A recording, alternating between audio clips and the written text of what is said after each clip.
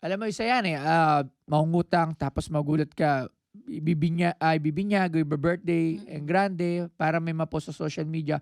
Huwag na huwag kayong makikipagsabayan sa social media. Hindi Yes. mauubos ang yabangan sa social media. Ako Kayo po. mauubos, pero yung yabangan sa social media, hindi yan Hindi. mauubos. Totoo. Ang number one source ng depression ngayon ay comparison. Yes. Nakikita mo ang wala sa'yo, Wag. nakikita mo sa iba. Actually, social media talaga, very may mga good side, pero yung downside din madami. Like, yan nga, yung comparison ng nabanggit mo. Mm-mm. Stop comparing yourself sa mga nakikita natin sa social media. Kasi, Oo. yung iba naman yan, hindi rin totoo. Oo.